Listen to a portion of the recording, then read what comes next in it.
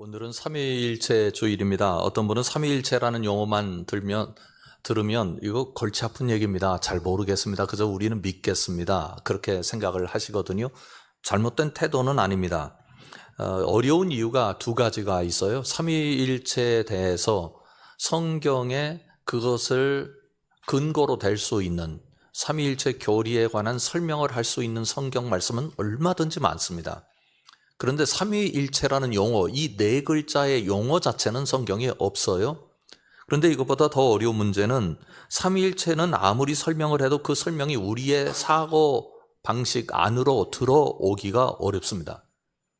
가만히 보면 우리가 신앙과 그리고 하나님에 대해서, 성경에 대해서 이성적으로 얼마든지 설명할 수 있습니다. 그러나 하나님은 우리의 이성 안에 갇혀 있는 분이 아닙니다. 우리의 이성을 넘어서는 초월자입니다. 그래서 이성적으로 하나님을 설명하고 정의하는 것은 기본적으로 불가능합니다. 본질적인 문제가 있는 거죠. 그렇지만 삼위일체 이 아름다운 하나님의 존재 방식에서 우리가 기쁨을 누릴 수 있고 또 그것을 이해하면서 그 안에 담긴 하나님의 오묘하신 뜻을 깨달을 수 있기 때문에 삼위일체 교리에 대해서 아는 것은 매우 중요합니다. 잠깐 설명하는 시간을 갖도록 하겠습니다. 삼위일체는 이렇게 정의할 수 있습니다. 하나님은 본질적으로 한 분이시지만 성부, 성자, 성령의 세 위격으로 존재하신다. 그런데 이에 관해서 세 가지 내용을 분석해 볼 수 있습니다. 첫 번째로는 하나님은 여러분이 아니라 오직 한 분이시라고 강조합니다. 신명기를 보면 쉐마 이스라엘이라고 이름을 붙인 본문이 나타나는데 그 본문은 이스라엘 백성들이 다른 건 다 몰라도 대대로 이스라엘 역사가 존재하는 한 이 말씀에 관해서는, 이 신앙에 관해서는 우리가 붙잡고 있어야 합니다. 그래서 자녀들에게 꼭 이 말씀을 가르쳐 주십시오 하고 내용을 담아 놓은 곳이 있어요. 그것이 4절과 5절입니다. 한번 보십시오. 이스라엘아 들으라. 우리 하나님 여호와는 오직 유일한 여호와이시니 너는 마음을 다하고 뜻을 다하고 힘을 다하여 내 하나님 여호와를 사랑하라. 마음을 다하고 뜻을 다하고 힘을 다해서 하나님 여호와를 사랑해야 되는데 그분은 유일한 한 분이신 참 하나님이시라고 말씀하고 있습니다. 이스라엘 백성들이 이걸 절대로 잊으면 안 되는 거예요. 그래서 이스라엘 역사 속에서 종교개혁이 여러 차례 일어나게 됐는데 이것으로부터 떠난 것을 종교적으로 오류가 있고 그리고 하나님을 거절한 것으로 보았고 이 정신으로, 이 신앙 고백으로 다시 돌아오는 것을 개혁으로 보았습니다. 그만큼 중요한 이야기이고 우리의 신앙 고백이기도 합니다. 그런 의미에서 우리도 이렇게 믿습니다 라는 차원에서 신명기 6장 4절과 5절의 말씀을 다 같이 한번 읽어보겠습니다. 이스라엘아 들으라. 우리 하나님 여호와는 오직 유일한 여호와이시니 너는 마음을 다하고 뜻을 다하고 힘을 다하여 내 하나님 여호와를 사랑하라. 아멘. 하나님은 거짓신이 아니십니다. 참신이십니다. 참신이신 분은 오직 여호와 한 분이라고 성경이 소개합니다. 그런데 이렇게 여호와 한 분이신 하나님의 존재 방식이 또 다르게 설명되어 있습니다. 둘째는 하나님은 한 분이신데 한 분 하나님 안에는 성부, 성자, 성령이라는 세 가지 구별되는 위격이 있다고 말씀합니다. 중요한 것은 세 위격은 구분됩니다. 그러나 세 위격은 모두 하나님이십니다. 위격에 차별이 없습니다. 하나님, 성부 하나님이 제일 높고 그 다음에 성자 하나님이 두 번째고 성령 하나님이 세 번째다라고 하는 방식은 성경에서 그렇게 설명하고 우리에게 가르쳐 주신 바가 없습니다. 완전히 잘못된 이해입니다. 세 위격은 서로 구분됩니다. 확실히 구분되지만 다 모두 동일한 하나님이십니다. 성경이 여러 군데 그런 내용이 나타나죠. 마태복음 8장 19절에 28장 19절에도 나타나는데요. 그러므로 너희는 가서 모든 민족을 제자로 삼아 아버지와 아들과 성령의 이름으로 세례를 베풀고 고린도후서 13장 13절 말씀은 주 예수 그리스도의 은혜와 하나님의 사랑과 성령의 교통하심이 너희 무리와 함께 있을지어다 이렇게 말씀하고 있고요. 에베소서 2장 18절에서는 이는 그로 말미암아 우리 둘이 한 성령 안에서 아버지께 나아감을 얻게 하려 하심이라. 괄호에 들어있는 내용들은 제가 집어넣은 겁니다. 성경에 있는 내용이 아니고요. 여러분들 이해하시기 쉽게 말씀드리기 위해서요. 그러니 세 분이 서로 다르지만 그러나 하나이시다라고 하는 것을 설명하고 있죠. 그래서 세 번째 설명이 가능합니다. 세 위격은 동일 본질이다. 전혀 다르지 않다는 의미입니다. 각각 구별되지만 동일한 신적 본질을 가지고 있습니다. 이 말씀이 여러 군데 나타나고 있는데 대표적인 세 구절만 한번 보겠습니다. 요한복음 1장 1절 말씀은 이렇게 적고 있습니다. 태초에 말씀이 계시니라. 이 말씀이 하나님과 함께 계셨으니, 그 다음 이렇게 되어 있지요. 이 말씀은 곧 하나님이시니라. 다르지 않습니다. 요한복음 10장 30절 말씀에도 나와 아버지는 하나이니라 하신데 이렇게 말씀하고 있고요. 고린도전서 12장 4절부터 6절까지는 은사는 여러 가지나 성령은 같고 직분은 여러 가지나 주는 같으며 또 사역은 여러 가지나 모든 것을 모든 사람 가운데서 이루시는 하나님은 같으니 이렇게 말씀합니다. 그러면 왜 이렇게 하나님에 대해서 존재론적으로 그리고 여러 가지 차원에서 설명을 하고 있는 것일까요? 이유는 간단합니다. 하나님이 본래 그렇게 존재하시기 때문입니다. 그러면 하나님의 그런 존재 방식이 우리에게 왜 중요합니까? 이유를 따지자면 하나님이 완전하신 분이시라는 성경의 표현입니다. 이 세상에는 혼자인 존재가 있습니다. 그리고 셋이 협력하는 존재도 있습니다. 그런데 생각을 해보십시오. 이 혼자인 존재가 아무리 대단하고 훌륭하고 탁월하고 완벽하다 할지라도 혼자는 불안합니다. 넘어질 수 있습니다. 독재할 수 있습니다.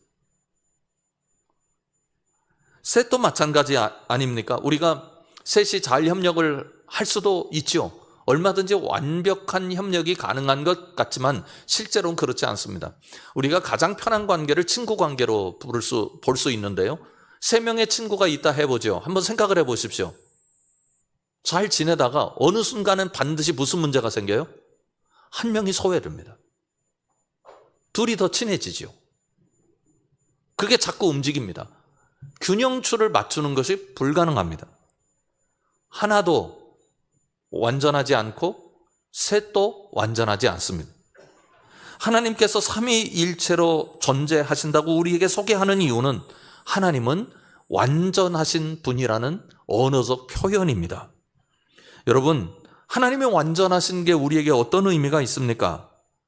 완전하신 하나님이 이 세상을 창조하셨습니다. 완전하신 하나님이 우리 인생을 붙들고 계십니다. 완전하신 하나님이 이 세상을 운행하고 계십니다. 늘 우리가 사는 세상은 두렵고 어려운 과제들로 가득합니다. 그러나 하나님이 이 세상을 이끄시는 줄 믿습니다. 우리 인생을 붙들고 계신 줄 믿습니다. 그 하나님이 완전하십니다. 그래서 여러분 인생을 하나님 앞에 완전하게 맡겨드릴 수 있기를 주님의 이름으로 축원합니다. 오늘 주신 말씀은 창조 시기에 일어난 일에 관해서 쓰고 있는데 하나님께서 완전하시기 때문에 어떻게 이 세상을 창조하셨는가를 우리에게 소개합니다. 그런데 오늘 주신 말씀이 난해 구절에 속합니다. 성경에 대한 해석이 이모저모로 많다 그런 뜻입니다. 양분되어 있기도 합니다. 주신 말씀을 보면서 우리가 함께 나누도록 하겠습니다. 22절부터 26절까지 말씀입니다. 한 절씩 교독하겠습니다. 여호와께서 그 조화의 시작 곧 태초에 일하시기 전에 나를 가지셨으며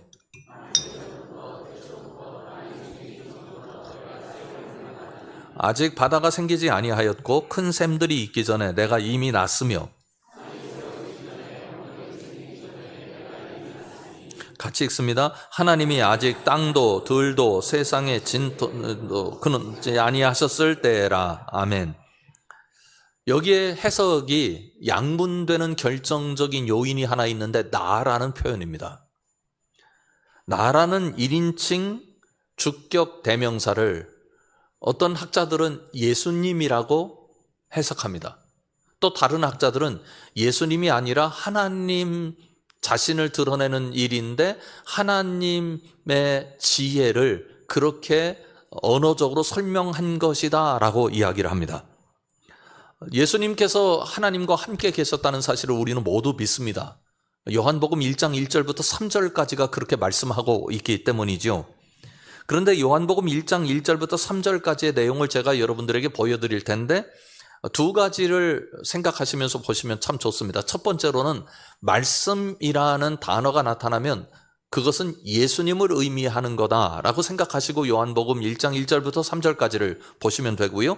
또 인칭대명사 그, 3인칭 대명사죠. 그라고 하는 용어도 나타나는데 그것도 예수님을 의미하는 것이다. 이렇게 보시면 요한복음 1장 1절부터 3절까지의 내용이 금방 이해됩니다. 한번 말씀을 보시겠습니다. 태초에 말씀이 계시니라. 이 말씀이 하나님과 함께 계셨으니 이 말씀은 곧 하나님이시니라. 그가 태초에 하나님과 함께 계셨고 만물이 그로 말미암아 지은 바 되었으니 지은 것이 하나도 그가 없이는 된 것이 없느니라. 예수님이 태초에 하나님의 창조 사역에 함께 하셨다는 사실을 요한복음이 그대로 드러내고 있습니다. 그런데 요한복음과 잠언에 다른 강조점이 있습니다. 요한복음은 태초에 예수님께서 창조에 함께 하셨다라고 말씀하고 있는 반면 잠언은 그 함께 하신 하나님, 예수님 그분을 소개하기보다는 오히려 하나님 안에 있는 지혜를 소개합니다. 이 지혜란 말도 굉장히 복잡한 언어입니다. 잠언에서 지혜는 하나님과 바꿔서 읽어도 된다고 신학자들이 이야기할 정도입니다. 그러니까 지혜라고 하는 단어가 나타날 때 하나님이라고 바꿔도 되고 하나님이라는 단어가 나타날 때 지혜로 바꿔도 된다. 그러니까 하나님이라는 용어가 지혜라는 용어와 서로 나눌 수 있는 부분이다. 이렇게 해석을 합니다. 이유는 하나님의 지혜는 그냥 도구적 지혜가 아니라 존재론적 지혜를 말씀한다고 합니다.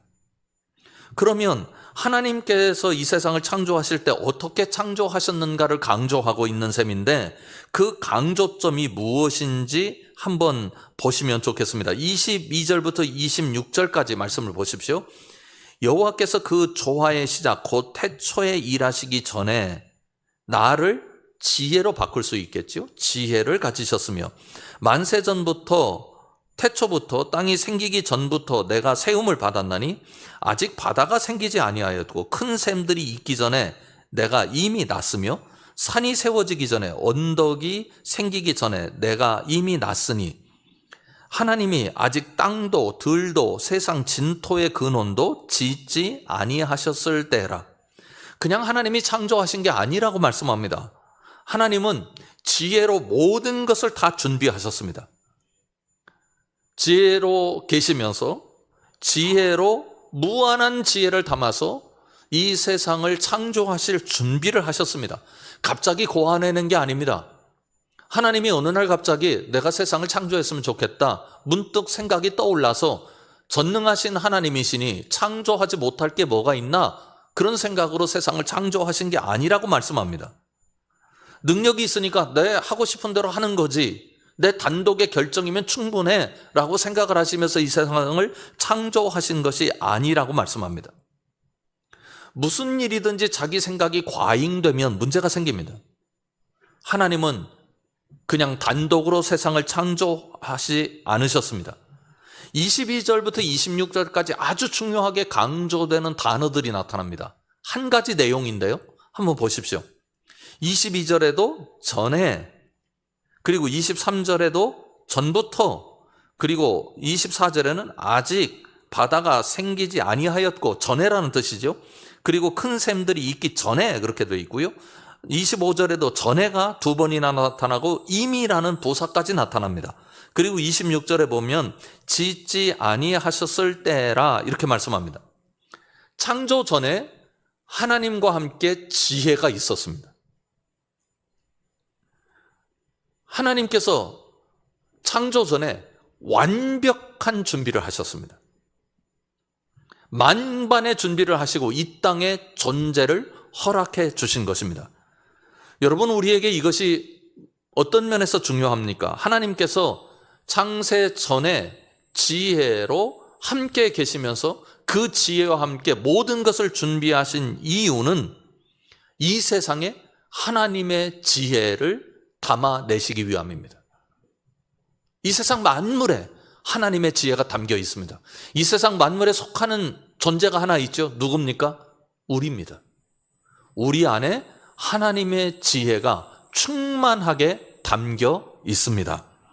우리가 분명하게 주님 앞에서 고백하고 깨달아야 할 것은 어떤 것이냐면 하나님은 우리에게 하나님의 지혜를 온전하게 담아 두셨다.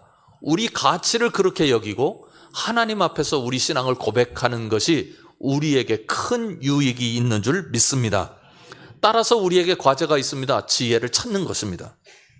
잠언 8장 1절 이하를 보시면 이렇게 말씀합니다. 세번역 성경입니다. 지혜가 부르고 있지 않느냐? 명철이 소리를 높이고 있지 않느냐? 지혜가 길가의 높은 곳과 내거리에 자리를 잡고 서 있다. 마을 어귀 성문 곁에서 여러 출입문에서 외친다. 지혜를 주신 하나님께서는 우리가 지혜 앞에 우리를 노출시키길 원하십니다. 그런데 우리가 지혜에 노출될 가능성이 완벽하게 갖추어져 있습니다. 첫 번째로 우리가 이렇게 생각할 수 있지 않겠어요? 지혜의 소리가 너무 작아서 못 들었습니다. 그렇게 여길 수 있으니 지혜가 부르고 있지 않느냐? 명철이, 그 다음 뭐라고 말씀하고 있어요? 소리를 높인다. 지혜의 소리를 못 들을 가능성은 없다.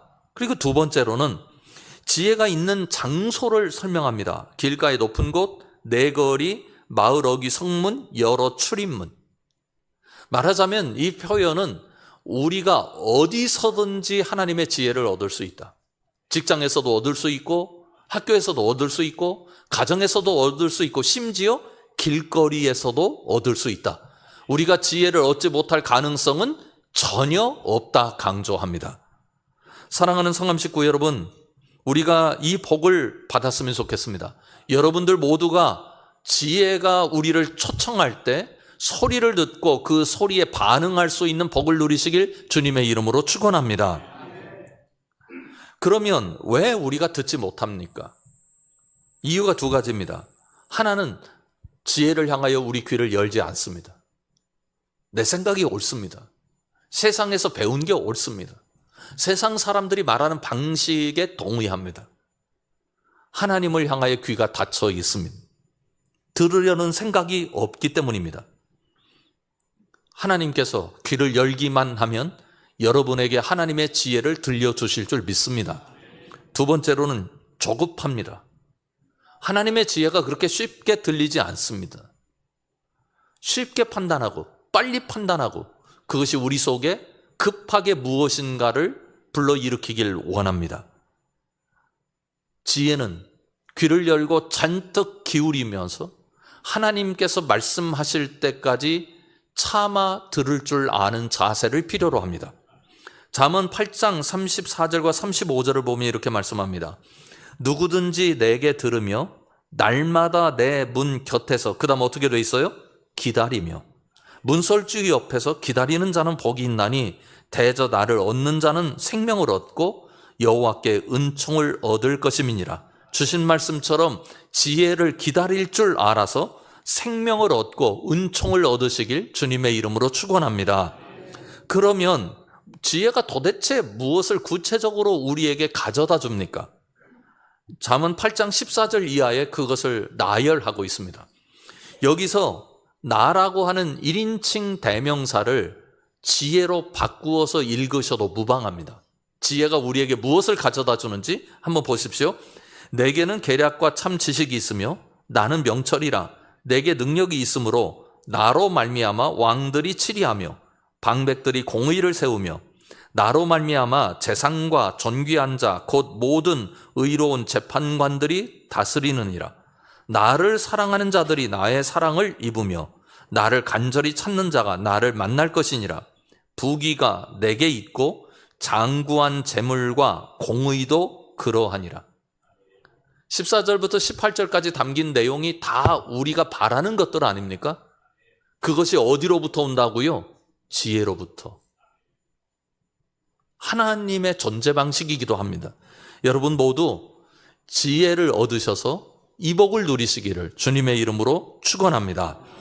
그 다음 27절부터 강조하는 게 두 번째로 나타납니다. 27절 이하의 말씀을 우리가 교독하겠습니다. 그가 하늘을 지으시며 궁창을 해면에 두르실 때 내가 거기 있었고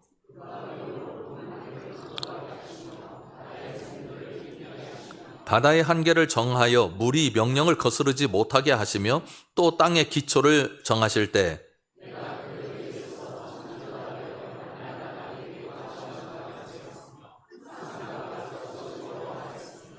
같이 읽습니다. 사람이 거처할 땅에서 즐거워하며 인자들을 기뻐하였느니라. 아멘.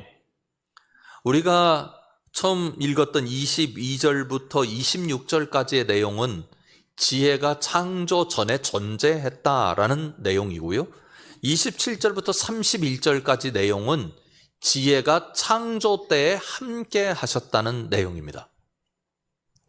말하자면 이 두 가지 강조를 통해서 창조 이전에 하나님께서는 지혜로 준비하셨고, 그리고 실제로 창조할 때 그 지혜가 창조물 속에, 피조물 속에 녹아 들어가도록 역사하셨다고 강조합니다.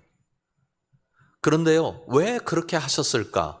그리고 그 결과는 무엇일까? 그것이 30절과 31절에 나타납니다. 말씀을 보십시오.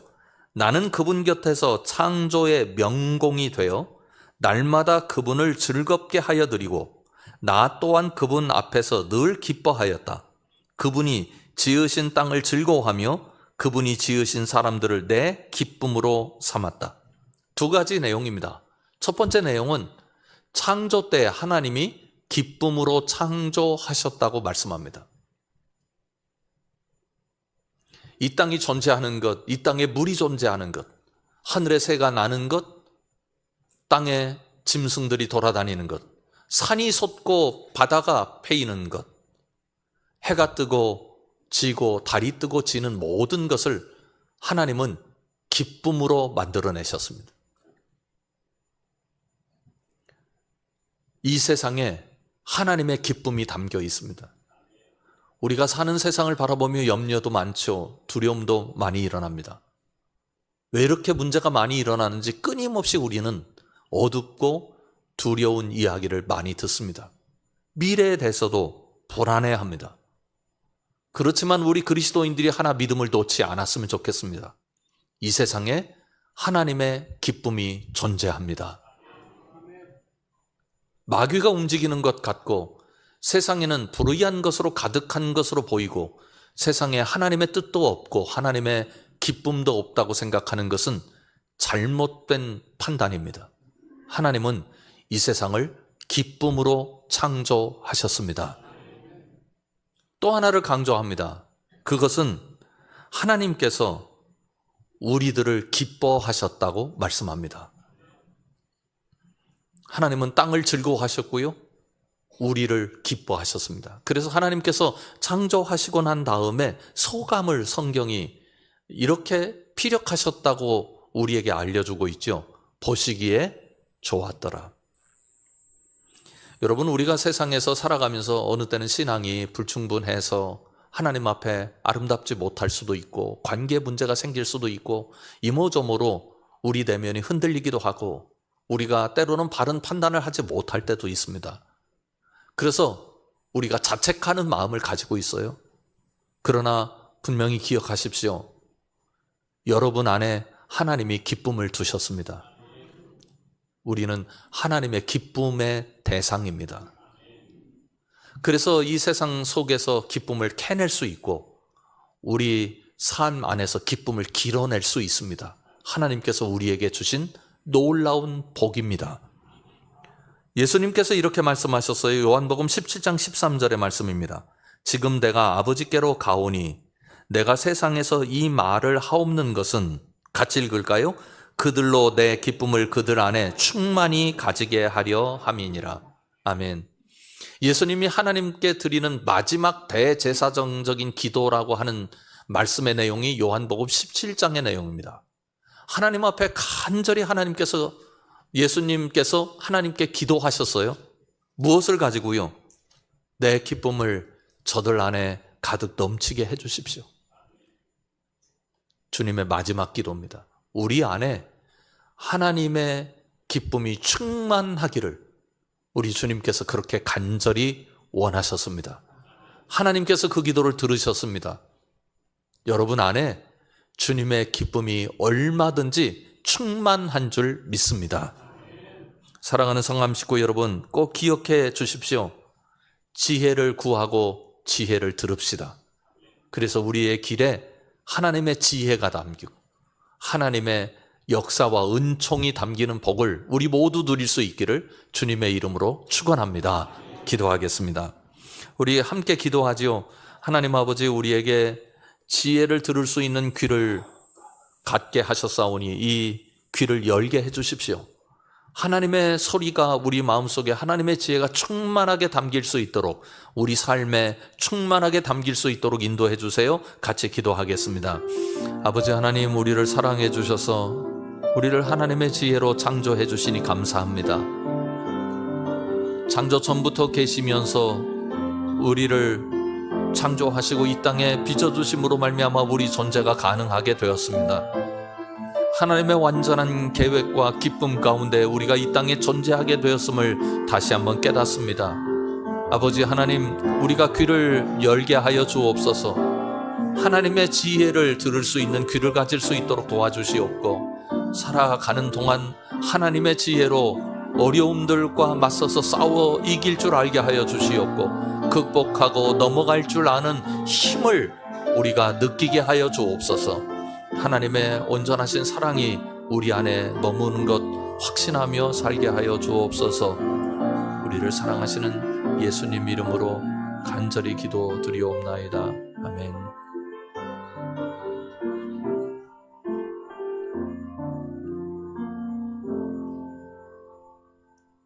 하나님의 그 충만하신 지혜를 우리가 담아낼 수 있다고 하나님께서 말씀해 주셔서 감사합니다. 아버지 하나님, 우리 안에 주님의 지혜를 가득 담아내고 살게 하여 주옵소서. 예수님 이름으로 간절히 기도드립니다. 아멘.